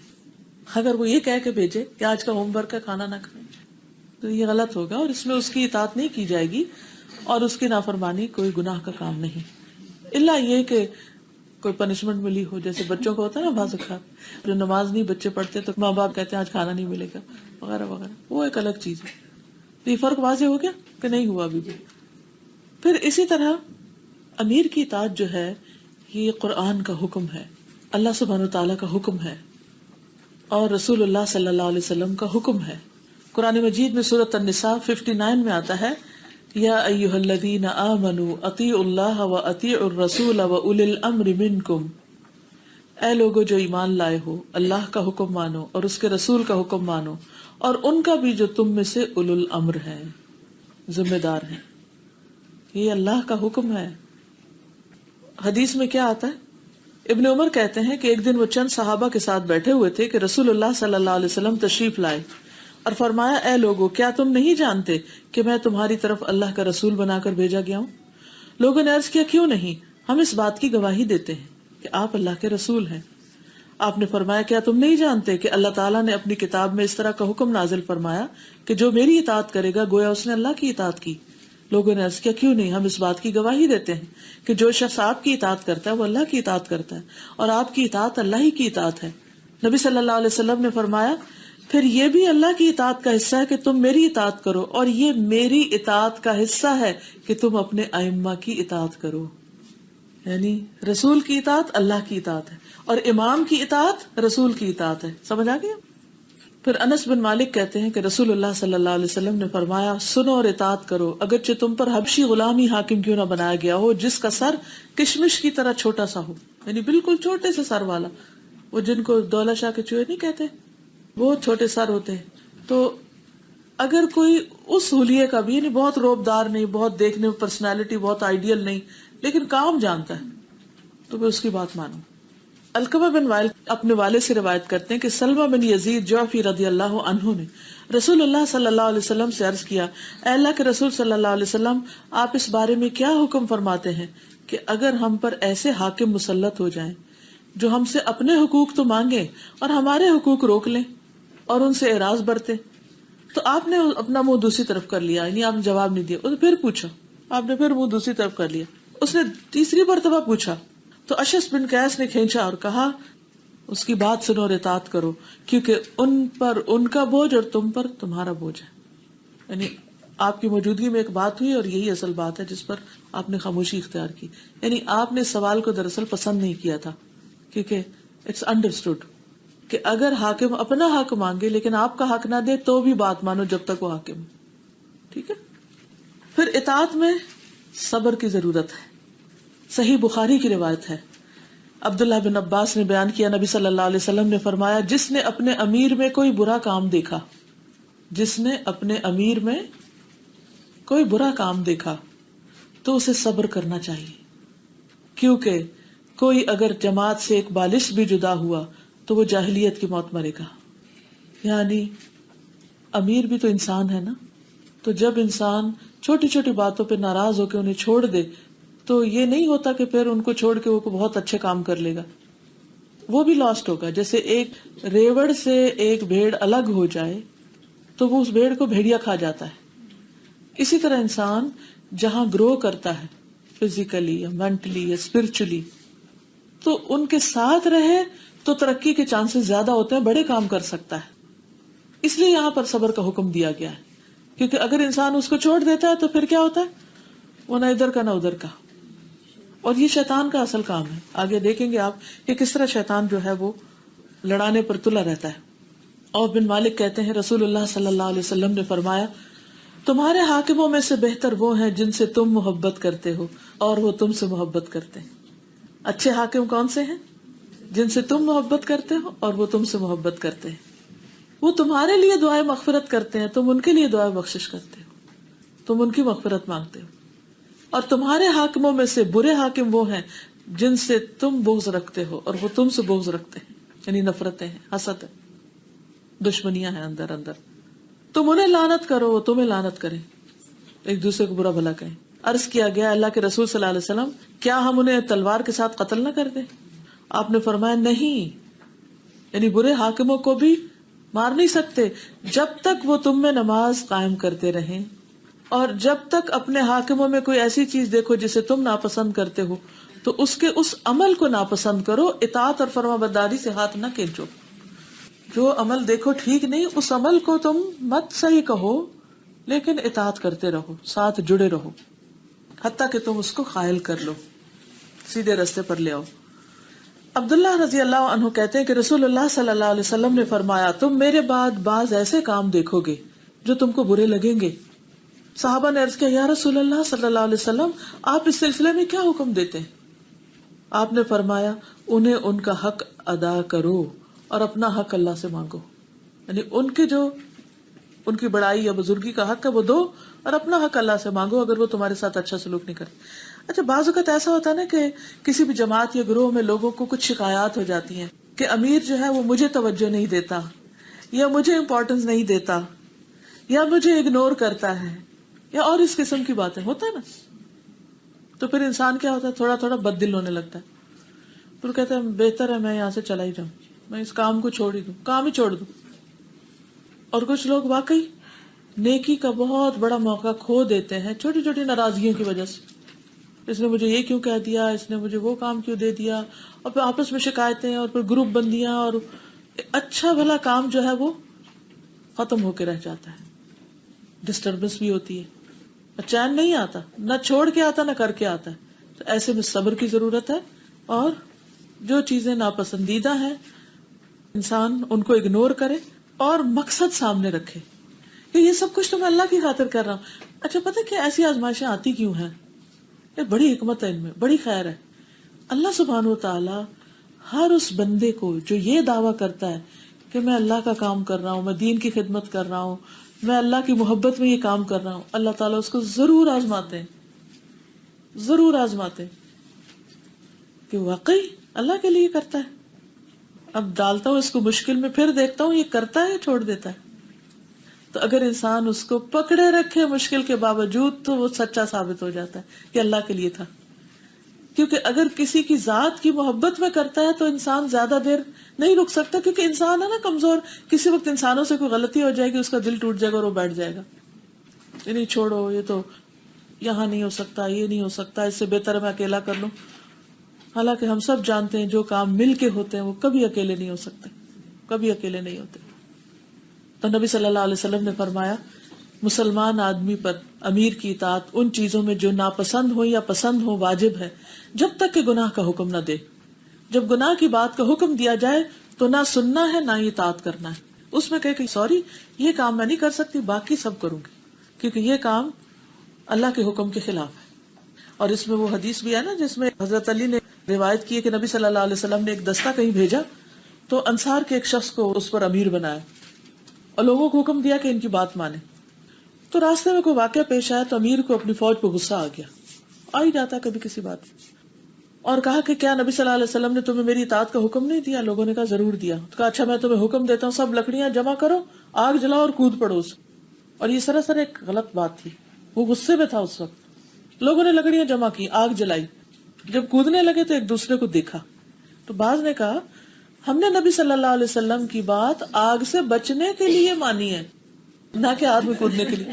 یہ کامن سینس ہے، یہ ہو نہیں سکتا کہ آپ صلی اللہ علیہ وسلم اس قسم کی فرما برداری کا حکم دے کہ امیر کے حکم سے آگ میں کود پڑو، تو یہ نہیں کرنا.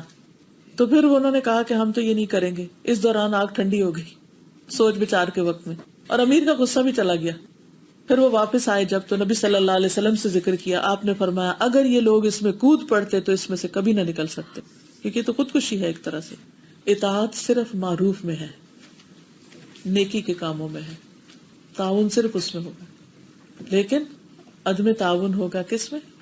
گناہ کے کاموں میں۔ لیکن اس کا یہ مطلب نہیں کہ باقی کام جو صحیح ہو گئے وہ بھی نہ کریں، کہ آپ نے ایک کام غلط کہا تھا اس لیے میں باقی بھی نہیں کر رہا، نہیں، ایسا نہیں ہوگا۔ پھر آپ صلی اللہ علیہ وسلم نے پیشن گوئی کی، فرمایا فَإِنَّهُ مَن يَعِشْ مِنْكُمْ فَسَيَرَىٰ اخْتِلَافًا كَثِيرًا، کہ تم میں سے جو زندہ رہے گا وہ بہت بڑے اختلاف دیکھے گا، بہت زیادہ اختلاف دیکھے گا۔ یعنی جن صحابہ کی عمر لمبی ہوگی وہ زندگی میں اختلاف، فتنے، شر جس کا وہ گمان بھی نہیں کر سکتے وہ اپنی آنکھوں سے دیکھیں گے۔ اختلاف پسندیدہ نہیں ہے۔ اللہ سبحانہ وتعالیٰ نے کیا فرمایا؟ وَاعْتَصِمُوا بِحَبْلِ اللَّهِ جَمِيعًا وَلَا تَفَرَّقُوا وَلَا تَكُونُوا كَالَّذِينَ تَفَرَّقُوا وَاخْتَلَفُوا مِن بَعْدِ مَا جَاءَتْهُمُ الْبَيِّنَاتُ وَأُولَٰئِكَ لَهُمْ عَذَابٌ عَظِيمٌ۔ ان لوگوں کی طرح نہ ہو جاؤ جو الگ الگ ہوئے، ایک دوسرے کے خلاف ہو گئے، اس کے بعد کہ ان کے پاس واضح احکام آ چکے تھے، اور یہی لوگ ہیں جن کے لیے بہت بڑا عذاب ہے۔ یعنی اختلاف انسانوں کو اللہ کی نافرمانی کے کاموں کی طرف لے جاتا ہے، اور پھر انسان بعض اوقات بالکل بھٹک جاتا ہے جب اس کے ساتھ سپورٹ نہیں رہتی، اور وہ آہستہ آہستہ دین سے پیچھے ہوتے ہوتے دنیا میں زیادہ پڑ جاتا ہے۔ نبی صلی اللہ علیہ وسلم نے معاذ اور ابو موسیٰ رضی اللہ عنہ کو یمن بھیجا۔ آپ نے اس موقع پر یہ ہدایت فرمائی کہ لوگوں کے لیے آسانیاں پیدا کرنا، انہیں سختیوں میں مبتلا نہ کرنا، ان کو خوش رکھنا، نفرت نہ دلانا، اور تم دونوں آپس میں اتفاق رکھنا، یعنی دونوں کو ذمہ دار بنا کے بھیجا جا رہا تھا، اختلاف نہ پیدا کرنا، کیونکہ جب بڑوں میں اختلاف ہو جاتا ہے تو چھوٹے پریشان ہو جاتے ہیں۔ جب میاں بیوی میں اختلاف ہوتا ہے تو کیا ہوتا ہے؟ بچے تو منہ چھوٹا سا ہو جاتا ہے، سخت پریشان ہو جاتے ہیں۔ اگر ڈفرنس آف اوپینین ہو بھی تو اس کو الگ بیٹھ کے سارٹ آؤٹ کرنا چاہیے تاکہ باقی سب پریشان نہ ہو، حتیٰ کہ اللہ کے حکم کی طرف سب لوٹ آئیں۔ حدیث میں آتا ہے، صحیح مسلم کی حدیث ہے، اللہ تعالیٰ 3 باتوں کو پسند کرتا ہے، کہ اس کی عبادت کرو، شرک نہ کرو، اور اللہ کی رسی کو مل کے تھامے رکھو۔ اللہ کی رسی کیا ہے؟ قرآن۔ مل کے تھامے رکھو، مل کے اس کی خدمت کرو، اور تفرقہ نہ کرو۔ السلسلہ صحیحہ کی حدیث ہے، الفرقۃ عذاب، تفرقہ بازی عذاب ہے، عذاب کی قسم ہے، یہ اللہ کی ناراضگی کا ایک اظہار ہے۔ جابر کہتے ہیں نبی صلی اللہ علیہ وسلم نے فرمایا، شیطان اس بات سے مایوس ہو گیا ہے کہ اب دوبارہ نمازی اس کی پوجا کریں گے، یعنی اس کے لیے کوئی سجدہ کرے گا، البتہ وہ ان کے درمیان اختلافات پیدا کرنے کے درپے ہے۔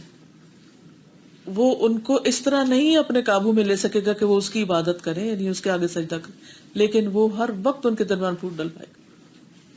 اور یہی وجہ آپ دیکھیں گے کہ زیادہ تر اختلاف مسلم آرگنائزیشن میں ہوتا ہے، نان مسلم میں آپ کو نہیں ملیں گے اتنے مسئلے، وہاں بھی ہوتے ہیں، لیکن وہ چونکہ اور ایسے کام کریں جو شیطان کی پسند کے ہیں تو اس لیے شیطان ان کو زیادہ اس معاملے میں نہیں پریشان کرتا۔ لیکن جو لوگ خاص طور پر خالصتاً اللہ کے لیے اکٹھے ہوتے ہیں، وہ ان کے درمیان ذات کے مسئلے پیدا کر دیتا ہے، چھوٹی باتوں کو اتنا بڑا کر دیتا ہے کہ اصل مقصد ہی بلا دیتے۔ نبی صلی اللہ علیہ وسلم نے فرمایا، ابلیس کا تخت سمندر پر ہوتا ہے، بس وہ اپنے لشکروں کو بھیجتا ہے، صحیح مسلم کی روایت ہے یہ، وہ اپنے لشکروں کو بھیجتا ہے، آرمیز کو بھیجتا ہے تاکہ وہ لوگوں میں فتنہ ڈالے، اختلاف ڈالے۔ بس ان لشکر والوں میں سے اس کے نزدیک بڑے مقام والا وہ ہوتا ہے جو ان میں سب سے زیادہ فتنہ ڈالنے والا ہوتا ہے، اور خصوصاً میاں بیوی کے درمیان جو فتنہ ڈال کے آتا ہے تو اس کو وہ گلے لگاتا ہے۔ امت کے بدترین لوگ، ابو سعید کہتے ہیں نبی صلی اللہ علیہ وسلم نے فرمایا، ان قریب میری امت میں اختلاف اور تفرقہ بازی ہوگی، اور ان میں سے ایک قوم ایسی نکلے گی جو قرآن پڑھتی ہوگی لیکن وہ اس کے حلق کے نیچے نہیں اترے گا۔ تم ان کی نمازوں کے آگے اپنی نمازوں کو، ان کے روزوں کے آگے اپنے روزوں کو حقیر سمجھو گے۔ وہ لوگ دین سے اس طرح نکل جائیں گے جیسے تیر کمان میں سے نکل جاتا ہے، جس طرح تیر اپنی کمان میں کبھی واپس نہیں آ سکتا، یہ لوگ بھی دین میں کبھی واپس نہیں آئیں گے، یہ لوگ بدترین مخلوق ہوں گے۔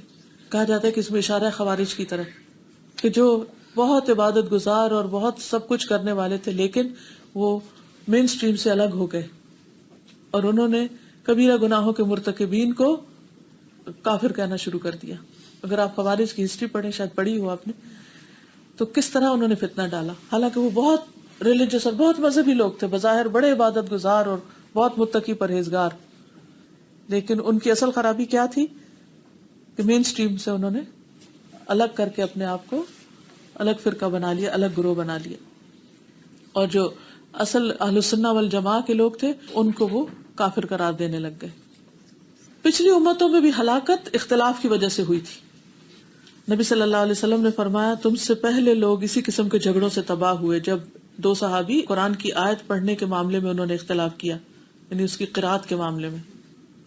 نبی صلی اللہ علیہ وسلم نے اپنی امت کو آگاہ بھی کیا، اختلافات کی پیشن گوئی بھی کی، پریڈکٹ کیا.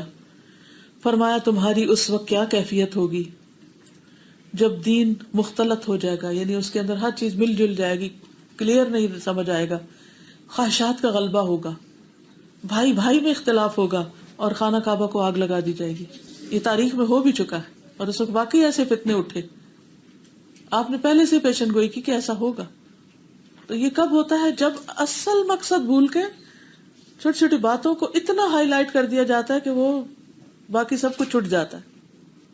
تو ایسے وقت میں کیا کرنا، اس سے کیسے نکلنا؟ فرمایا فعلیکم بسنتی، میری سنت کو تھامنا. بس فیصلہ اس پہ کرنا کہ نبی صلی اللہ علیہ وسلم نے کیا کیا. وہ سنت الخلفاء الراشدین المہدیین، اور خلفاء راشدین کی سنت. خلفاء راشدین کون ہیں؟ ابو بکر، عمر، عثمان اور علی رضی اللہ عنہم. ان کے طریقوں پہ چلنا. تو اگر خوارج اس حدیث کو لیتے تو حضرت علی کی مخالفت کیوں کرتے؟ عضوا علیہا بالنواجذ، اس کو داڑھوں سے پکڑ، جیسے دانت کے نیچے کی چیز مضبوط پکڑ لی جاتی ہے نا، یعنی سب سے زیادہ مضبوط گرپ دانت کی گرپ ہوتی ہے نا، ہاتھ کی بھی چھٹ جاتی ہے، اس طرح اس کو پکڑ لینا خوب مضبوطی کے ساتھ. واعتصموا بحبل اللہ جمیعا ولا تفرقوا، قرآن کو مضبوط پکڑ لو. تو اختلافات کا حل کیا ہے؟ قرآن کی طرف لوٹنا، سنت کی طرف لوٹنا. اس سے یونٹی آتی، اس سے محبتیں پیدا ہوتی ہیں. وَأَنَّ هَذَا صِرَاطِي مُسْتَقِيمًا فَاتَّبِعُوهُ وَلَا تَتَّبِعُوا السُّبُلَ فَتَفَرَّقَ بِكُمْ عَنْ سَبِيلِهِ ذَلِكُمْ وَصَّاكُمْ بِهِ لَعَلَّكُمْ تَتَّقُونَ. بلا شبہ یہی میری سیدھی راہ ہے، یعنی رسول اللہ صلی اللہ علیہ وسلم کی. اسی پہ چلتے جاؤ، دوسری راہوں پہ مت چلنا، یعنی جو کام آپ نے نہیں کیا وہ مت کرنا، ورنہ وہ تمہیں اللہ کی راہ سے ہٹا کر جدا جدا کر دے گی. اللہ تمہیں انہی باتوں کا حکم دیتا ہے شاید کہ تم بھٹکنے سے بچ جاؤ. تو جس معاملے میں بھی اختلاف ہو، بس ایک سوال کریں آپس میں، کرنا ہے کیا رسول اللہ صلی اللہ علیہ وسلم نے کیا؟ کیا خلفائے راشدین کے زمانے میں ہوا؟ نہیں ہوا، بس نہیں کرنا، بات ختم، جھگڑا ہی ختم ہو جائے گا. قرآن مجید میں آتا ہے فلا وربک لا یؤمنون، قسم ہے تیرے رب کی وہ مومن ہی نہیں ہو سکتے حتی یحکموک، یہاں تک کہ وہ آپ کو منصف بنائے فی ما شجر بینہم، اس معاملے میں جو ان میں اختلاف ہوا. کہ نبی صلی اللہ علیہ وسلم کا فیصلہ کیا ہے؟ کیا آپ کے زمانے میں آپ کے سامنے یہ کام ہوا؟ صحابہ نے کیا؟ خلفائے راشدین نے اپنی حکومتوں کے دوران کیا؟ نہیں کیا تو پھر ہم کیوں کر رہے ہیں؟ بات ختم. تو اس سے اختلاف دور ہوگا. نبی صلی اللہ علیہ وسلم نے فرمایا میں تم میں دو چیزیں چھوڑ کے جا رہا ہوں، تم ہرگز گمراہ نہ ہوگے جب تک دونوں کو مضبوطی سے پکڑے رکھو گے، ایک اللہ کی کتاب اور دوسرے نبی صلی اللہ علیہ وسلم کی سنت.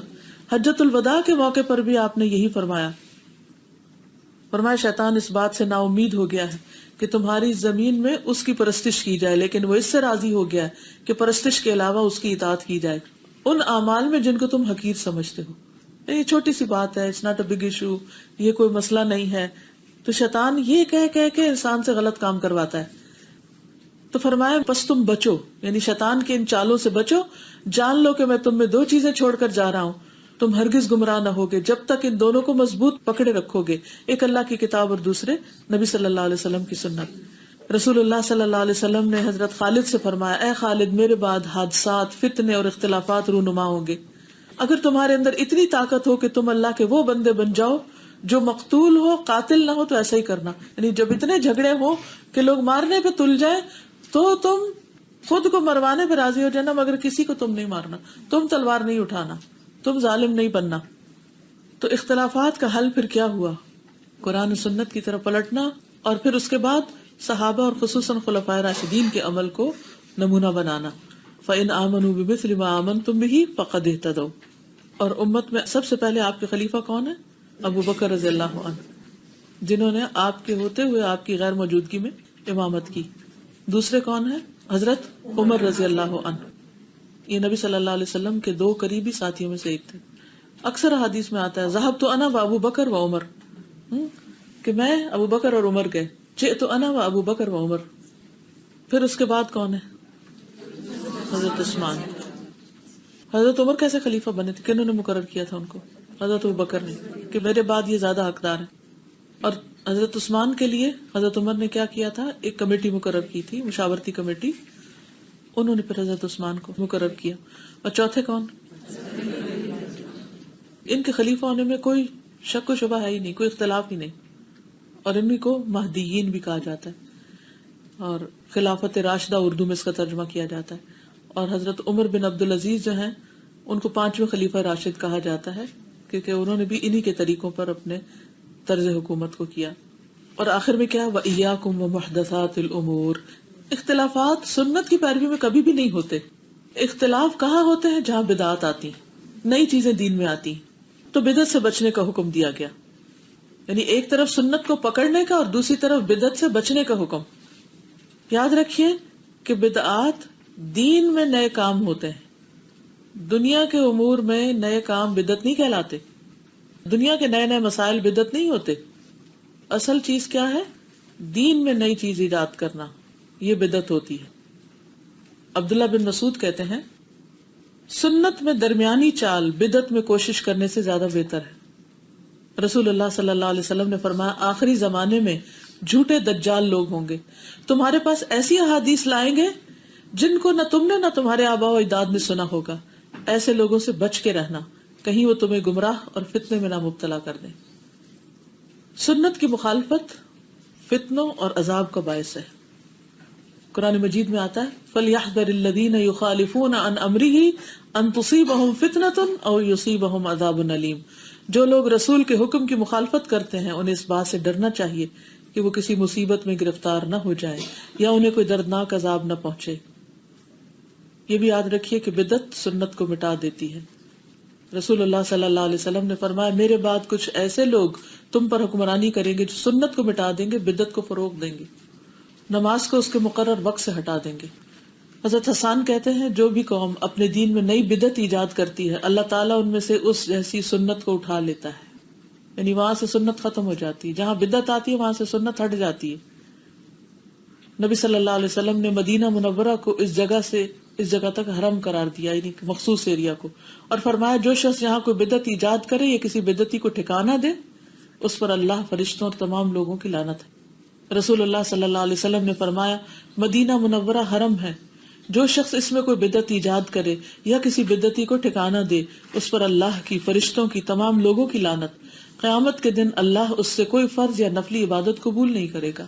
اتنی سخت چیز ہے یہ. ایسے لوگ حوض کوثر میں نبی صلی اللہ علیہ وسلم کے ہاتھوں پانی پینے سے محروم ہو جائیں گے.